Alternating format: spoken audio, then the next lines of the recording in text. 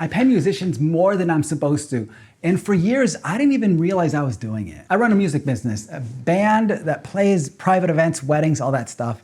And for years, I didn't have a mentor. I didn't have anybody to talk to. It was just me. So I guessed at what to pay people. Turns out I was overpaying everybody by like 30 to 40%. And I was barely making any money. But something really interesting happened because of it. And what I didn't expect was that this mistake was the reason why I've been able to retain talent and keep this business alive for over 15 years. And so as a music business that sells live musical experiences, the musicians are the product. They're on the front line. Clients don't book my systems of bookings, my credit card portal system. They book the musicians, the people on stage. If the musicians are not top of the line elite, then really nothing else matters. And this was an early realization for me that talent is everything.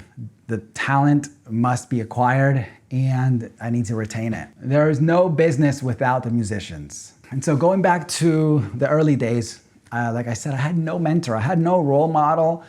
I had no idea what I was doing, how much people should get paid, what I should be charging. I didn't understand anything about margins and how much I should be profiting when all is said and done. And this was hard. This was really a bunch of trial and error where I didn't make hardly any money the first couple of years. It was definitely just like kind of like a side hustle that sometimes made a little bit of money. And so the result was that I was overpaying people by 30 to 40% based on my current model at the time and what I was charging. Any business mentor at the time would have been like, dude, fix your payroll immediately. You are going down.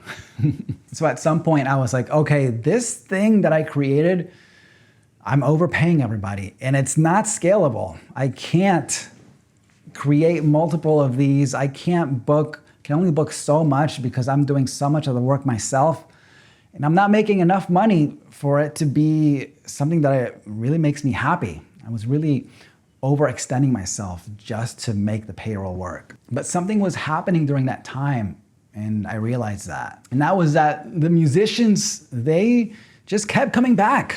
They seemed to really enjoy being there. They really stayed and wanted to be a part of the band. And they were top musicians, the kind that every band wanted. They were happier in my band than other bands. They were more committed. They were more professional. And stability started to form. Culture started to form. And the same people just kept showing up. I wasn't just paying them more, I was buying stability and trust. And when I zoomed out, I realized that retaining talent equaled better performances. Better performances equaled higher perceived value. Higher value equaled the ability to raise my rates later on. Meanwhile, internally, there was less turnover, there was less retraining, there was less stress. Paying more early on created this kind of compounding effect later. I didn't win by squeezing the margins early on. I won by compounding the people. And it wasn't just about the money. It was also about the environment.